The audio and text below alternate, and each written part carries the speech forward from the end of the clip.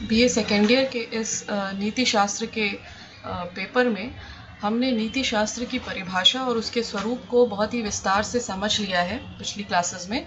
और एक और टॉपिक जो आपको पढ़ना है वो है नैतिक निर्णयों का स्वरूप और the nature of moral judgments, और इसी विषय पे हम आज चर्चा करेंगे।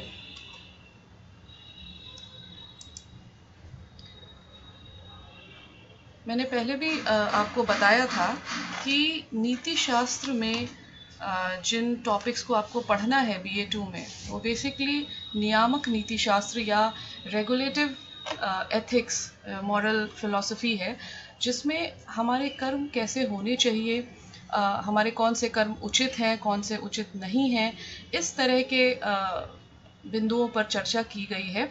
और जो दार्शनिक आप पढ़ेंगे बीए सेकेंड ईयर में एथिक्स के अंदर, जिनमें अरस्तु से लेके कांट तक बहुत से फिलोसोफर्स आपको पढ़ाए जाएंगे, उनकी थ्योरीज आपको पढ़ाई जाएंगी मॉरल फिलॉसफी में। उसमें बेसिकली उन्होंने उन सिद्धांतों या उन मापदंडों का उल्लेख किया है जिसके आधार पर हम किसी काम को उचित या अनुचित कहते हैं, या मनुष्य के किसी कर्म को सही गलत शुभ अशुभ की श्रेणी में रखते हैं। लेकिन 19वीं सदी के अंत में और 20वीं सदी की शुरुआती दौर में एक ऐसी फिलॉसफी जिसे कहते हैं कि वो सामने आई, जो बेसिकली भाषा के विश्लेषण पर आधारित थी, जिसको हम एनालिटिक फिलॉसफी कहते हैं। और इस फिलॉसफी का जो असर है वो नीति शास्त्र के सिद्धांतों पर भी देखने को मिला। और इसमें दार्शनिकों ने भाषा को एनालाइज करके, भाषा का विश्लेषण करके दर्शन की समस्याओं को सुलझाने का प्रयास किया। ये दार्शनिक ऐसा मानते थे कि दर्शन की अपनी कोई समस्या है ही नहीं, जो भी समस्या है वो भाषा की समस्या है। इसलिए अगर हम जिस भाषा में दर्शन को एक्सप्रेस करते हैं, अगर हम उस भाषा को सरलीकृत कर लें, अगर हम उसको विश्लेषित कर लें, उसको सुलझा लें, तो सारी समस्याएं अपने आप ही क्या हो जाएंगी, डिसॉल्व हो जाएंगी। तो इस उद्देश्य से इसका बड़ा ही इस विचारधारा का बहुत ही व्यापक असर रहा फिलॉसफी में, और जो भी ब्रांचेस थी फिलॉसफी में या हैं, उन पर इसका असर देखने को मिला। और नियामक नीति शास्त्र भी धीरे धीरे जो है वो अधिनीति शास्त्र में परिणत हो गया। लेकिन इस स्लाइड में मैंने ये बताने की कोशिश की है कि जो ये अधिनीति शास्त्र है उसकी झलक हमको नियामक नीति शास्त्र के दौर में ही, अगर हम बर्कले और ह्यूम की इन पंक्तियों को देखें तो वहाँ पर हमको उसकी झलक दिखती है, जहाँ वो मानते हैं कि नीति शास्त्र या भाषा का उद्देश्य हमें क्या करना चाहिए क्या नहीं करना चाहिए ये बताना नहीं है, बल्कि भाषा का जो उद्देश्य है वो अपने विचारों को, अपनी फीलिंग्स को एक्सप्रेस करना, और सामने जो श्रोता हैं उन तक उन फीलिंग्स या भावनाओं को पहुंचाना है। और यहाँ पे मैंने 2 किताबों का उल्लेख किया है। एक बर्कले की पुस्तक है a treatise concerning the principles of human knowledge, जहाँ पर बर्कले इसी तरह की बात कर रहे हैं। और ह्यूम की एक बुक है a treatise of human nature. इसमें भी ह्यूम जो है वो मानते हैं कि संवेगों, नैतिकता और नैतिक निर्णयों की चर्चा कि जो उन्होंने व्यक्तिनिष्ठवादी और संवेगवादी दार्शनिकों ने की है, वो कहते हैं कि ये चर्चा ही नीति शास्त्र को जो है वो सार्थक बनाती है या उसको अर्थ प्रदान करती है। तो इस तरह से ये इसमें बताने का प्रयास किया गया है कि नैतिक निर्णयों का जो स्वरूप है, नैतिक निर्णयों का जो अर्थ है, उसकी चर्चा यद्यपि हमको अधिनीति शास्त्र में देखने को मिलती है, लेकिन उसकी शुरुआत जो है वो कहीं ना कहीं हमें बर्कले और ह्यूम के इन विचारों में भी देखने को मिलता है। अब इससे पहले कि हम लोग नैतिक निर्णयों के स्वरूप को डिस्कस करें, हमारे लिए जानना आवश्यक है कि नैतिक शब्द और तथ्यात्मक शब्द ये क्या होते हैं, क्योंकि प्रायः हम अपनी बोलचाल की भाषा में दोनों ही तरह के शब्दों का प्रयोग करते हैं। तो देखिए यहाँ पे आपको ये दिख रहा होगा कि 2 तरह के शब्द हैं जिनका हम अपने जीवन में प्रायः प्रयोग करते हैं। एक है नैतिक शब्द और दूसरा है तथ्यात्मक शब्द। ठीक है, एथिकल जो वर्ड्स हैं या मॉरल टर्म्स जो होते हैं, और या फिर फैक्चुअल वर्ड्स। तो नैतिक शब्द कौन से हैं? जैसे हम उचित, अनुचित, अच्छा, बुरा, शुभ, अशुभ, सही, गलत, इस तरह के जो शब्द हम प्रयोग करते हैं ये नैतिक शब्द हैं। और मेज, किताब, धरती, पेड़, वृक्ष, पंखा, कमरा, कलम, ये सब क्या है? ये तथ्यात्मक शब्द हैं। ये तथ्यात्मक इसलिए है क्योंकि इनमें किसी एक तथ्य के बारे में, किसी एक फैक्ट के बारे में बताया जा रहा है। और कुछ ऐसे भी शब्द हैं जो यद्यपि सीधे सीधे किसी तथ्य को बताते हुए तो नहीं लगते, लेकिन वो निरर्थक है ऐसा भी नहीं है। जैसे मान लीजिए उचित, अनुचित, अच्छा, बुरा, ये सारे जो शब्द हैं ये यद्यपि इस तरह के शब्दों की तरह नहीं है कि मेज, किताब, धरती, है ना, इस तरह से ये फैक्चुअल वर्ड्स की तरह तो नहीं लगते हैं, लेकिन क्या इसका मतलब ये है कि ये जो नैतिक शब्द हैं ये कोई अर्थ ही नहीं रखते? क्या ये मीनिंगलेस वर्ड्स हैं, निरर्थक शब्द हैं? तो मेरा मानना है कि आप यही कहेंगे कि ये जो नैतिक शब्द हैं ये यद्यपि तथ्यात्मक शब्दों से भिन्न हैं, लेकिन ऐसा नहीं है कि ये निरर्थक शब्द हैं, ये भी अर्थपूर्ण शब्द हैं। ठीक है। अब देखिए नैतिक निर्णय और तथ्यात्मक निर्णयों में क्या अंतर है। अभी तो नैतिक शब्द और तथ्यात्मक शब्दों में आपने अंतर को समझा। अब यहाँ पर नैतिक निर्णय और तथ्यात्मक निर्णय, जो बोलचाल की भाषा में जिन वाक्यों का हम प्रयोग करते हैं वो दो तरह के हो सकते हैं।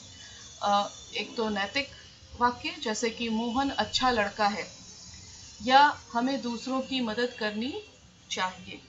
ये सब क्या है? ये नैतिक निर्णय है। इसमें हम एक ऐसा वाक्य बोल रहे हैं जिसका सीधा सीधा संबंध नैतिकता से है। ठीक है। लेकिन जो दूसरे तरह के वाक्य हैं, जैसे कि जिन्हें हम तथ्यात्मक वाक्य कहते हैं, जैसे यह मेज गोल है, आज विद्यालय बंद है, यह कक्षा संख्या 6 है, और इस तरह से बहुत से वाक्य हो सकते हैं। ये तथ्यात्मक वाक्य आप इनको कहेंगे क्योंकि इसमें किसी फैक्ट के बारे में, किसी तथ्य के बारे में बताया जा रहा है।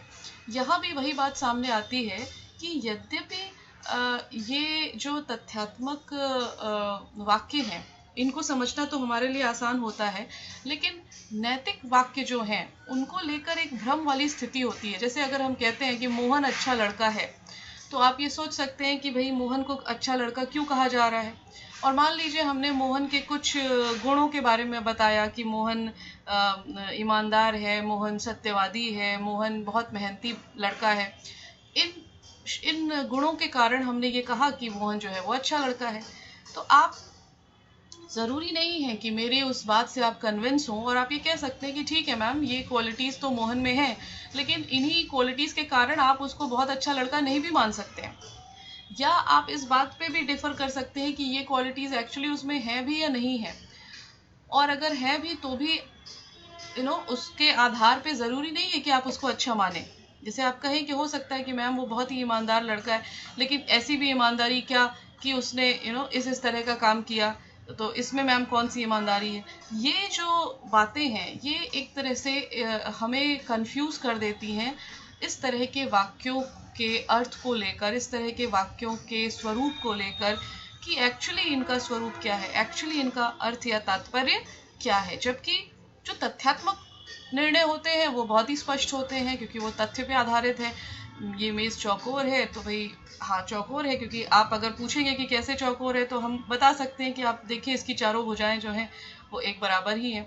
आज विद्यालय बंद है, तो अगर आपको उसमें कोई संदेह है तो आप उसको खुद भी चेक कर सकते हैं क्योंकि ये फैक्ट्स पे आधारित है। तो इस तरह से जो तथ्यात्मक वाक्य होते हैं और जो नैतिक वाक्य होते हैं इनके स्वरूप में एक बहुत बड़ा अंतर होता है, और इसी कारण तथ्यात्मक वाक्य हमारे सामने जितने स्पष्ट होते हैं उतने ही स्पष्ट नैतिक वाक्य नहीं होते। और हमारे मन में ये प्रश्न ज़रूर उठता है कि भाई अगर तथ्यात्मक वाक्य नैतिक वाक्यों से तो भिन्न है, लेकिन ऐसा भी नहीं है कि नैतिक वाक्य अपने आप में निरर्थक हैं, तो फिर सवाल ये है कि इन नैतिक वाक्यों का अर्थ क्या है। ठीक है। अब अगर हम देखें कि नैतिक पदों और नैतिक निर्णयों की विशिष्टता क्या है, अभी तक आपने समझा कि नैतिक शब्द क्या होते हैं, नैतिक निर्णय क्या होते हैं, और अब इस स्लाइड में हम समझने की कोशिश करेंगे कि इन दोनों के साथ, यानी कि नैतिकता के संदर्भ में जब हम शब्दों का प्रयोग या वाक्यों का प्रयोग करते हैं तो फिर उन शब्दों या वाक्यों की क्या विशिष्टता होती है। देखिए, जो पहली विशिष्टता है वो ये है कि नैतिक पद और नैतिक निर्णयों का अभिप्राय उसी तरह स्पष्ट नहीं होता जैसा कि तथ्यात्मक पदों और निर्णयों का होता है। अभी हम इसी की चर्चा कर रहे थे कि जिस तरह से तथ्यात्मक शब्द या वाक्य हमारे लिए बहुत ही क्लियर होते हैं, उसे हम तर्कों के आधार पर एक्सप्लेन भी कर सकते हैं किसी को, ठीक उसी तरह से नैतिक पद या नैतिक निर्णय उस तरह से उनका अभिप्राय या उनका अर्थ हमारे लिए क्लियर नहीं होता है। लेकिन समस्या यही है क्योंकि हम दैनिक जीवन में दोनों ही तरह के शब्दों और वाक्यों का प्रयोग बहुत ही अर्थपूर्ण ढंग से करते हैं, है ना। ऐसा नहीं है कि नैतिक निर्णय समझ में नहीं आता तो वो मीनिंगलेस है। मीनिंगलेस नहीं है, वो बहुत ही मीनिंगफुल है। बट यही क्वेश्चन है कि उसकी मीनिंग है क्या, क्योंकि उसकी मीनिंग को आप एक फैक्चुअल स्टेटमेंट की मीनिंग की तरह एक्सप्लेन नहीं कर पा रहे हैं, ठीक है। इसलिए प्रश्न ये है कि यदि नैतिक शब्द निरर्थक नहीं होते हैं और इनका प्रयोग अर्थपूर्ण ढंग से हम करते हैं, तो इन शब्दों का अर्थ क्या है जो इन्हें तथ्यात्मक पदों और निर्णयों से भिन्न बनाता है, ठीक है। और आपका जो आज का टॉपिक है वो यही है कि भाई नैतिक निर्णयों का स्वरूप क्या है ना।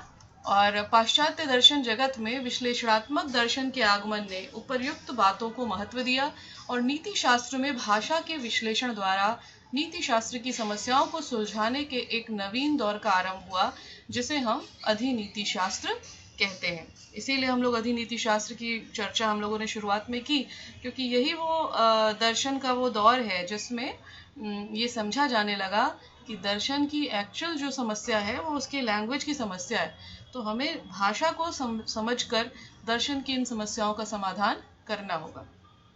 अब देखिए, अधिनीति शास्त्र और भाषा विश्लेषण, इन दोनों का आपस में क्या कनेक्शन है। तो कनेक्शन यही है कि हम अधिनीति शास्त्र में किन प्रश्नों पर विचार करते हैं। नैतिक पदों का अर्थ क्या है, अर्थात नैतिक शब्दों का क्या अर्थ है और वो तथ्यात्मक शब्दों से किस तरह से भिन्न है। दूसरा, नैतिक निर्णयों का स्वरूप क्या है, जिसको आज हम लोग डिटेल में पढ़ेंगे। और तीसरा है कि नैतिक निर्णयों के समर्थन में हम कोई तर्क दे सकते हैं अथवा नहीं। ये एक अलग बड़ा टॉपिक है जिसको अभी आपके लेवल पे डिस्कस करने की आवश्यकता नहीं है। हमारा मेन जो उद्देश्य है आपके सिलेबस के हिसाब से वो यही है कि नैतिक निर्णयों का स्वरूप क्या है, हम इसको समझें। तो देखिए, नैतिक निर्णयों के स्वरूप को समझने के पहले नैतिक शब्दों के अर्थ को और नैतिक शब्दों के जो भाव है और तथ्यात्मक शब्दों से वो किस तरह से भिन्न है, इसको समझना होगा। देखिए, यहाँ पे नैतिक शब्दों को दर्शाने की कोशिश की गई है, शुभ या अशुभ, उचित या अनुचित, कर्तव्य या अकर्तव्य इत्यादि। दैनिक जीवन में प्रयोग किए जाने वाले ये सभी नैतिक शब्दों का जो अर्थ है उसका विश्लेषण और स्पष्टीकरण ही अधिनीति शास्त्र का मुख्य कार्य है और यही उसकी मूल समस्या है। जो मेन प्रॉब्लम है मेटा एथिक्स का वो यही है कि इन शब्दों का अर्थ क्या है। क्योंकि इन शब्दों का प्रयोग हम अर्थपूर्ण ढंग से करते हैं लेकिन इनका अर्थ तथ्यात्मक अर्थ शब्दों की तरह स्पष्ट नहीं होता, इसलिए ये हमारे लिए प्रॉब्लमेटिक हो जाता है। पुनः कई शब्द ऐसे भी होते हैं जो हम नैतिक और निर्नैतिक दोनों ही प्रसंगों में प्रयोग करते हैं, यह भी एक समस्या है। देखिए, कुछ ऐसे शब्द होते हैं बहुत ही क्लियर कट उसका डिवीजन भी नहीं है कि भाई ये शब्द जो है वो नैतिक हैं और ये वाले शब्द जो है वो तथ्यात्मक है।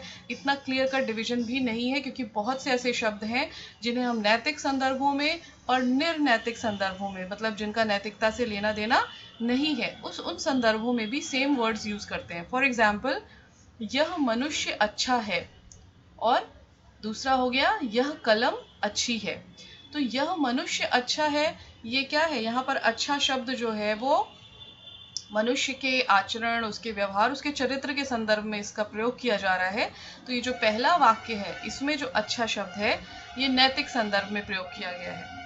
और दूसरा जो सेंटेंस है, यह कलम अच्छी है, यहाँ पे एक पेन को अच्छा कहा जा रहा है, तो ऑब्वियसली पेन के चरित्र या आचरण या कर्मों से उससे कोई इसका लेना देना नहीं है, वहां पे नैतिकता का कोई प्रसंग नहीं है। कलम अपने आप में एक तथ्य है, एक फैक्ट है, एक विषय वस्तु है और उस वस्तु को अच्छा कहा जा रहा है।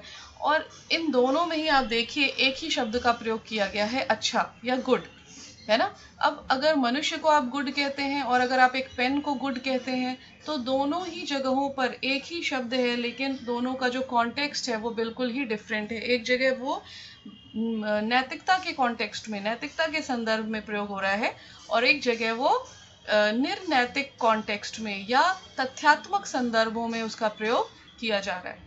एंड ऑब्वियसली अगर आप पेन को अच्छा पेन बोलते हैं, अच्छी पेन है, तो उसको समझना बहुत आसान है, क्योंकि आप सोच सकते हैं कि भाई इस पेन को अच्छा इसलिए कहा जा रहा है क्योंकि शायद इससे बहुत स्मूथ राइटिंग बनती होगी, शायद इसकी इंक का कलर बहुत अच्छा है, शायद इस पेन की ग्रिप अच्छी है, तो इन वजहों से इस पेन को अच्छा कहा जा रहा है। लेकिन जब आप मनुष्य को अच्छा बोलते हैं, तो वहाँ पर वो चीज़ें जो हैं वो इतनी क्लियर कट नहीं होती कि किस वजह से उसको अच्छा कहा जा रहा है। और अगर हम वजहें आपको गिनवा भी दें, तो ज़रूरी नहीं है कि उन वजहों से आप उसको अच्छा माने भी, और बहुत सारी और तरह की अस्पष्टता होती है जब हम नैतिक संदर्भों में उन्हीं शब्दों का प्रयोग करने लग जाते हैं। इसीलिए अधिनीति शास्त्र में इन शब्दों और वाक्यों के स्वरूप पर और उनके अर्थों पर विचार करने का प्रयास किया गया है। अब देखिए, नैतिक निर्णयों का जो स्वरूप होता है, ये अधिनीति शास्त्र की दूसरी मुख्य समस्या है। अब जब हम स्वरूप के बारे में चर्चा करते हैं कि नैतिक निर्णय का स्वरूप क्या है, तो इस चर्चा में हम बेसिकली क्या जानना चाहते हैं? हम ये जानना चाहते हैं कि क्या नैतिक निर्णय संज्ञानात्मक होते हैं, क्या वो वर्णनात्मक होते हैं, है ना, कॉग्निटिव होते हैं, डिस्क्रिप्टिव होते हैं, या फिर नैतिक निर्णय जो है वो असंज्ञानात्मक होते हैं, अवर्णनात्मक होते हैं, मतलब नॉन कॉग्निटिव होते हैं और डिस्क्रिप्टिव नहीं होते हैं। ठीक है। इसी तरह क्या नैतिक निर्णयों और तथ्यात्मक निर्णयों में कोई अंतर नहीं है? कुछ आपको ऐसे भी दार्शनिक मिलेंगे जो कहेंगे कि इस तरह से जो आप डिफरेंस बता रहे हैं कि तथ्यात्मक और नैतिक का डिफरेंस है, वो कहेंगे कि नहीं, नैतिक निर्णय भी तथ्यात्मक निर्णयों की तरह ही होते हैं, दोनों ही वर्णन करते हैं, दोनों ही ज्ञान देते हैं, दोनों में कोई अंतर नहीं है। और क्या नैतिक निर्णय और तथ्यात्मक निर्णयों में अंतर होता है? देखिए, इसको समझने के लिए ये आप समझिए कि नीति शास्त्र में नैतिक निर्णयों के स्वरूप को लेकर ये दो अंतर किया गया है। एक है संज्ञानवाद और दूसरा है असंज्ञानवाद। ठीक है। इसको हम वर्णनात्मकतावाद भी कहते हैं, संज्ञानवाद को, और अवर्णनात्मकतावाद कहते हैं हम असंज्ञानवाद को। ठीक है। जैसे आप यहाँ पर देख लीजिए, जो पहला ब्लॉक बना हुआ है संज्ञानवाद या वर्णनात्मकतावाद, और जो दूसरा ब्लॉक है नीचे असंज्ञानवाद या अवर्णनात्मकतावाद। तो जो संज्ञानवाद या वर्णनात्मकतावाद है, वो ये कहता है कि नैतिक निर्णयों के स्वरूप पर अलग से बहुत विचार करने की आवश्यकता नहीं है। इसलिए नहीं है क्योंकि नैतिक निर्णयों, अब यहाँ ये ग्रीन वाले ब्लॉक में आप देखिए कि नैतिक निर्णयों में और तथ्यात्मक निर्णयों में संज्ञानवाद कहता है कि कोई भी अंतर नहीं है, है ना। जिस तरह से एक तथ्यात्मक निर्णय क्या करता है? तथ्यात्मक निर्णय हमें किसी तथ्य के बारे में बताता है। जैसे मान लीजिए हम कहते हैं कि ये मेज चौकोर है, तो इस वाक्य में हम क्या कर रहे हैं? इस मेज के चौकोर होने का वर्णन कर रहे हैं, यानी कि ये जो वाक्य है ये अपने आप में वर्णनात्मक है, ये कुछ डिस्क्राइब कर रहा है। साथ ही साथ ये संज्ञानात्मक भी है, क्योंकि मतलब इससे हमें कुछ कॉग्निशन हो रहा है, ज्ञान हो रहा है। क्या ज्ञान हो रहा है? कि ये मेज कैसी है? चौकोर है। यानी कि ये जो वाक्य है, जिसे हम तथ्यात्मक वाक्य कहते हैं कि यह मेज चौकोर है, वो अपने आप में कुछ वर्णन कर रही है। अब जो संज्ञानवादी दार्शनिक हैं, वो कहते हैं कि नैतिक निर्णय भी ऐसे ही होते हैं, क्योंकि नैतिक निर्णय भी किसी तथ्य का वर्णन करते हैं।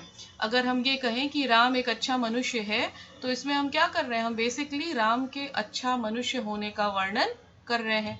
तो एक तो ये कैटेगरी हो गई संज्ञानवादी दार्शनिकों की, जो ये मानते हैं कि नैतिक निर्णय और तथ्यात्मक निर्णयों में कोई भी अंतर नहीं होता। फिर दूसरी जो श्रेणी है, आप रेड वाले ब्लॉक में देखिए, दूसरी श्रेणी असंज्ञानवादी दार्शनिकों की है, जिनको हम अवर्णनात्मकतावादी दार्शनिक भी कहते हैं। और इनका क्या मानना है? इनका मानना है कि नैतिक निर्णय और तथ्यात्मक निर्णयों में अंतर है। ये लोग कहते हैं कि जो नैतिक निर्णय है वो तथ्यात्मक निर्णयों की तरह डिस्क्रिप्टिव या वर्णनात्मक नहीं होते। इनके अनुसार तथ्यात्मक निर्णय विषय वस्तु का वर्णन कर रहे होते हैं, जबकि नैतिक निर्णय इस तरह का किसी विषय वस्तु का वर्णन नहीं करते। यानी कि नैतिक निर्णय मूलतः या बेसिकली क्या होते हैं, असंज्ञानात्मक या अवर्णनात्मक होते हैं। ठीक है, देखिए यहाँ भी बताया गया है कि संज्ञानवाद क्या कहता है, नैतिक निर्णय तथ्यात्मक निर्णयों की तरह संज्ञानात्मक या वर्णात्मक होते हैं, और असंज्ञानवाद क्या कहता है, नैतिक निर्णय तथ्यात्मक निर्णयों की तरह मुख्य रूप से संज्ञानात्मक और वर्णात्मक नहीं होते, गौण रूप से भले ही होते हों, है ना, लेकिन जो मेनली जो इनका जो काम है वो नैतिक निर्णयों का काम तथ्यात्मक निर्णयों की तरह किसी तथ्य का वर्णन करना नहीं है। तो ये हो गया नैतिक निर्णयों के स्वरूप को लेकर जो दो थ्योरीज हैं, संज्ञानवाद और असंज्ञानवाद। अब अगर हम संज्ञानवाद को देखें तो इसके दो भेद हमको देखने को मिलते हैं, एक है प्रकृतिवाद और दूसरा है निरप्रकृतिवाद। इसी तरह असंज्ञानवाद के दो भेद हैं, संवेगवाद और परामर्शवाद। तो इससे पहले कि हम इन चारों को भी थोड़ा थोड़ा सा एक्सप्लेन करें, बहुत डिटेल में आपको इसलिए नहीं पढ़ने की आवश्यकता है क्योंकि अभी ये आपके सिलेबस में नहीं है। सिलेबस में है लेकिन आपके स्तर पे इसको बहुत ज़्यादा डिटेल में पढ़ने की अभी आवश्यकता नहीं है, ये एमए के स्तर का विषय है। लेकिन क्योंकि अब ये टॉपिक आपके सिलेबस में है इसलिए हम लोग बहुत ही संक्षेप में इसको समझने की कोशिश करेंगे, कॉन्सेप्ट को थोड़ा सा आप इसको समझने की कोशिश करिए। तो मेरे ख्याल से अभी आपको ये समझ में आ गया होगा कि जब हम नैतिक निर्णयों के स्वरूप को लेकर बात करते हैं तो हमारे सामने दो थ्योरीज आती हैं, एक है संज्ञानवाद या कॉग्निटिविज्म और दूसरा है असंज्ञानवाद या नॉन कॉग्निटिविज्म। तो संज्ञानवाद कहता है कि नैतिक निर्णयों का स्वरूप तथ्यात्मक निर्णयों के स्वरूप की तरह ही होता है। नैतिक निर्णय तथ्यात्मक निर्णयों की तरह ही वर्णनात्मक होते हैं, नैतिक निर्णय तथ्यात्मक निर्णयों की तरह ही संज्ञानात्मक होते हैं। अब ये जो संज्ञानवाद है इसका जो ये कहना है कि नैतिक निर्णय और तथ्यात्मक निर्णय में कोई अंतर नहीं है, नैतिक निर्णय भी तथ्यात्मक निर्णयों की तरह संज्ञानात्मक हैं, तो वहां प्रश्न ये उठता है कि ठीक है, अगर नैतिक निर्णय तथ्यात्मक निर्णयों की तरह हमें कुछ ज्ञान कराते हैं तो प्रश्न ये है कि वो किस तरह का ज्ञान है, वो किन तथ्यों का वर्णन है जिसका वर्णन नैतिक निर्णय करते हैं। क्योंकि ये एक समस्या आएगी संज्ञानवाद के सामने, अगर संज्ञानवाद ये कह रहा है कि भाई नैतिक निर्णय तथ्यात्मक निर्णयों की तरह है, जैसे तथ्यात्मक निर्णय तथ्यों का वर्णन करता है वैसे ही नैतिक निर्णय भी तथ्यों का वर्णन करता है, तो फिर आप ये प्रश्न पूछेंगे कि नैतिक निर्णय किस तरह के तथ्य का वर्णन करता है। तो इसका उत्तर जो है वो संज्ञानवाद में दो थ्योरीज हैं, एक है प्रकृतिवाद और एक है निरप्रकृतिवाद। इन दोनों ने अलग अलग ढंग से इस प्रश्न का उत्तर दिया है। जो प्रकृतिवाद है वो कहता है कि नैतिक निर्णय की व्याख्या हम प्राकृतिक निर्णयों के आधार पर कर सकते हैं, अर्थात प्रकृतिवाद ये कहता है कि नैतिक निर्णय जिन तथ्यों का वर्णन करते हैं वो तथ्य प्राकृतिक तथ्य हैं। ठीक है, देखिए इसको, ये एक इम्पॉर्टेंट कॉन्सेप्ट है, इसको दिमाग में आपको बिठा लेना है कि जब संज्ञानवाद ये कहता है कि भाई नैतिक निर्णय तथ्यात्मक निर्णयों की तरह ही किसी तथ्य का वर्णन करता है, तो फिर ये प्रश्न उठता है कि नैतिक निर्णय किस तरह के तथ्य का वर्णन करता है, कौन सा वो ऐसा तथ्य है जिसके बारे में नैतिक निर्णय बताता है। तो प्रकृतिवाद कहता है कि वो जो तथ्य है वो प्राकृतिक तथ्य है, अर्थात अगर हम किसी नैतिक निर्णय में कहते हैं कि यह उचित है, तो यहाँ जो उचित शब्द है ये किस चीज को एक्सप्लेन कर रहा है, तो प्रकृतिवाद कहेंगे कि उचित शब्द जो है वो किसी ऐसी ही बात का वर्णन कर रहा है जिसको हम इस प्राकृतिक जगत में अनुभव से जानते हैं, जिसको हम एक्सपीरियंस कर सकते हैं इस जीवन में, है ना। यानी कि अब अगर हम मिल और बेंथम इत्यादि, जिनको आप नियामक नीति शास्त्र में मैंने बार बार उनकी चर्चा की है, उनका उल्लेख करें तो वो प्रकृतिवादी दार्शनिकों की श्रेणी में हम उनको रखेंगे। क्योंकि उन लोगों ने क्या कहा है, उन लोगों ने माना है कि अगर हम ये कहते हैं कि यह कर्म उचित है तो इसका मतलब ये है कि यह कर्म सुखप्रद है, यह कर्म उचित इसलिए है क्योंकि इससे सुख की प्राप्ति होती है ना। ये सुखवादी दर्शन ये मानता है। यानी कि उन दार्शनिकों ने उचित को किसके इक्विवेलेंट बनाया, सुख के, है ना। यानी कि उचित इज इक्विवेलेंट टू सुख, अगर हम उसको सरल ढंग से कहने की कोशिश करें तो। और सुख क्या है, या अनुचित इज इक्विवेलेंट टू दुख। तो सुख या दुख क्या है, ये दोनों ऐसे अनुभव हैं जिसको हम एक्सपीरियंस करते हैं अपने जीवन में। ये इस प्राकृतिक जगत से जुड़े हुए अनुभव हैं, सुख और दुख। यानी कि इन प्रकृतिवादी दार्शनिकों के अनुसार जो ये नैतिक शब्द होते हैं उनको हम इसी प्राकृतिक जगत के अनुभवों द्वारा जान सकते हैं, और वो इसी प्राकृतिक जगत के शब्द हैं जिनकी व्याख्या नैतिक निर्णय करते हैं। इसलिए संज्ञानवाद की इस शाखा को हम क्या कहते हैं? प्रकृतिवाद कहते हैं। ठीक है, और इसका जस्ट ऑपोजिट है निरप्रकृतिवाद। निरप्रकृतिवाद क्या कहता है? वो कहता है कि नैतिक निर्णयों का स्वरूप जो है वो निरप्राकृतिक है। मतलब नैतिक निर्णय जिन तथ्यों का वर्णन करते हैं वो प्राकृतिक जगत में हम उसको एक्सपीरियंस नहीं कर सकते, क्योंकि इन लोगों का मानना है कि जो नैतिक शब्द हैं वो अपने आप में अद्वितीय हैं, अलौकिक हैं, और ऐसे अद्वितीय और अलौकिक तथ्यों को हम प्राकृतिक जगत के तथ्यों में अगर हम एक्सप्लेन कर भी रहे हैं तो वहां हम एक गलती कर रहे हैं, और उसको इन्होंने तर्क भाषा की उसमें कहा है कि वो एक तरह का प्राकृतिक तर्क दोष है ना, प्रकृतिवादी तर्क दोष है। तो निरप्रकृतिवादियों का मानना है कि प्रकृतिवाद का जो ये जो कथन है कि भाई नैतिक शब्दों को हम प्राकृतिक तथ्यों के आधार पर एक्सप्लेन कर सकते हैं, वो एक अनुचित बात है, ऐसा निरप्रकृतिवाद कहता है। अनुचित इसलिए है क्योंकि निरप्रकृतिवादियों के अनुसार नैतिक शब्द अलौकिक और अद्वितीय होते हैं, इनको किसी भी और दूसरे प्राकृतिक जगत के अनुभव से या अर्थ में एक्सप्लेन नहीं किया जा सकता। ठीक है, तो ये प्रकृतिवाद और ये निरप्रकृतिवाद ये दोनों ही संज्ञानवाद के ब्रांचेस हैं। वो दो ब्रांचेस जो मानती हैं कि नैतिक निर्णय संज्ञानात्मक होते हैं, वर्णनात्मक होते हैं, लेकिन एक शाखा कहती है कि नैतिक निर्णय प्राकृतिक तथ्यों का वर्णन करते हैं, और दूसरी शाखा कहती है कि नैतिक निर्णय निरप्राकृतिक तथ्यों का वर्णन करते हैं। अब ये जो दूसरी दो ब्रांचेस हैं, संवेगवाद और परामर्शवाद, ये बेसिकली असंज्ञानवाद से संबंधित शाखाएं हैं। आपको ध्यान होगा, हम लोग अभी इसको डिस्कस कर रहे थे पिछली स्लाइड्स में कि अधिनीति शास्त्र के सामने एक बड़ी समस्या ये है कि भाई नैतिक निर्णयों का जो स्वरूप है वो कैसा है? क्या ये तथ्यात्मक निर्णयों की तरह है? क्या नैतिक निर्णय और तथ्यात्मक निर्णय में कोई अंतर नहीं है? तो इस प्रश्न का जो उत्तर असंज्ञानवाद ने दिया उसके अनुसार यही है कि भाई नैतिक निर्णयों और तथ्यात्मक निर्णयों में अंतर है। और ये अंतर क्या है? तो वो कहते हैं कि नैतिक निर्णय जो है वो इसमें दो ब्रांचेस हमको देखने को मिलती हैं। एक है संवेगवाद या इमोटिविज्म, और दूसरा है परामर्शवाद या प्रिस्क्रिप्टिविज्म। संवेगवाद कहता है कि नैतिक निर्णयों का जो मुख्य कार्य है वो वक्ता की भावनाओं को अभिव्यक्त करना है और श्रोता के मन में इन्हीं भावनाओं को जागृत करना है।